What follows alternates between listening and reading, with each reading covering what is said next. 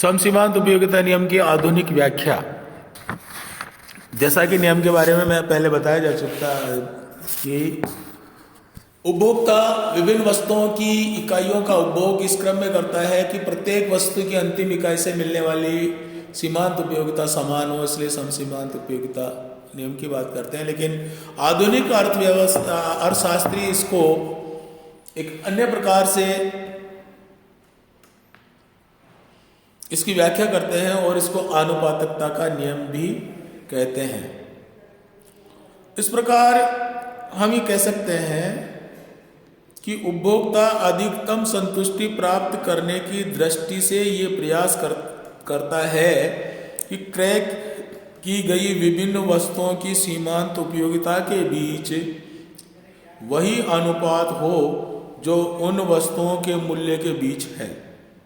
अर्थात एक वस्तु की सीमांत उपयोगिता तथा मूल्य दूसरी वस्तु की सीमांत उपयोगिता तथा मूल्य के अनुपात के समान होने पर ही उपभोक्ता को अधिकतम संतुष्टि प्राप्त हो सकती है और इसी आधार पर इसे आनुपातिकता का नियम भी कहा गया है।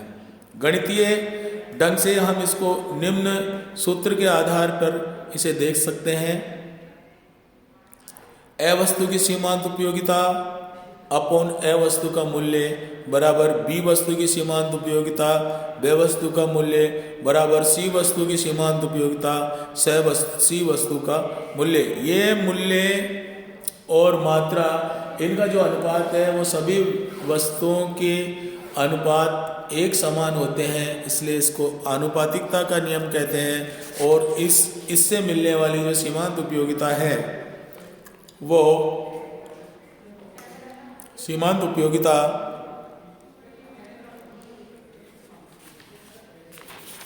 अधिकतम होती है। अतः ये जो नवीन जो इस नियम की व्याख्या है उसमें वस्तु की सीमांत उपयोगिता और उसके मूल्य का अनुपात को हम इसमें देखते हैं। इसी में जो अगला बिंदु है वो है नियम का क्षेत्र एवं महत्व। देखिए यहाँ पर क्षेत्र और महत्व को देखने से पहले एक बात और मैं आपको स्पष्ट करना चाहता हूँ कि अधिकतम संतुष्टि के लिए दो शर्तें पूरी होनी चाहिए। पहला, विभिन्न वस्तुओं की सीमांत उपयोगिता तथा उनके मूल्यों का अनुपात समान होना चाहिए। दूसरा, विभिन्न वस्तुओं पर किए गए व्यय का योग कुल व्यय की मात्रा के बराबर होना चाहिए, तभी एक उपभोक्ता संतुलन की स्थिति में रहता है। नवीन व्याख्या के बाद अब हम पहुंचते हैं नियम का क्षेत्र एवं महत्व। नियम के महत्व को हम निम्न बिंदुओं के माध्यम से देख सकते हैं। सबसे पहला है उपभोग के क्षेत्र में प्रयोग। उपभोग के क्षेत्र में नियम के महत्व का विश्लेषण पीछे किया जा सकता है।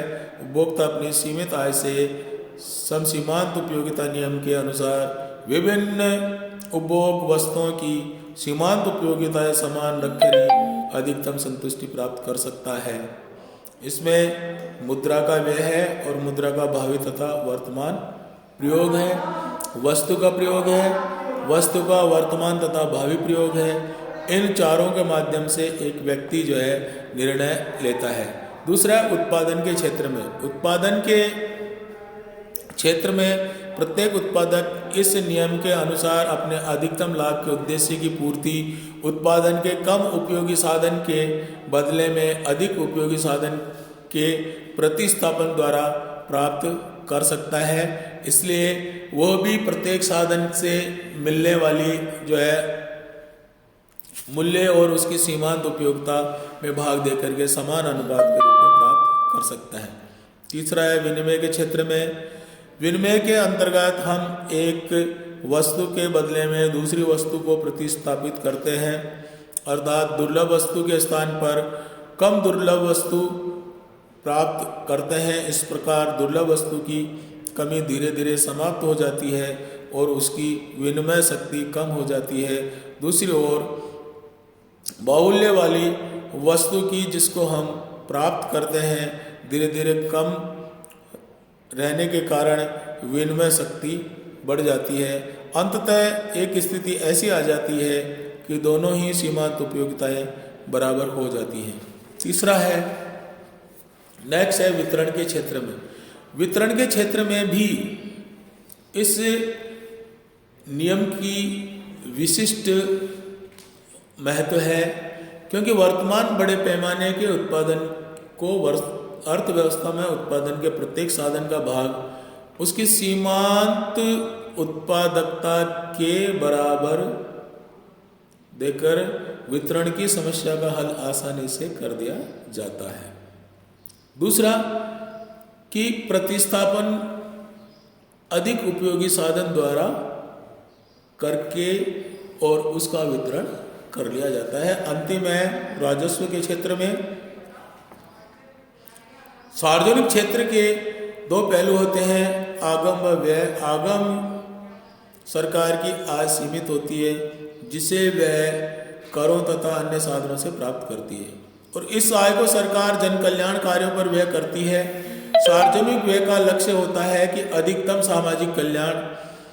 सरकार अधिकतम सामाजिक कल्याण के लक्ष्य को तभी प्राप्त कर सकती है जब विभिन्न मदों पर व्यय की जाने वाली सीमांत इकाइयों की उपयोगिता बराबर हो। तो इस प्रकार से सम सीमांत उपयोगिता नियम का जो महत्व है वह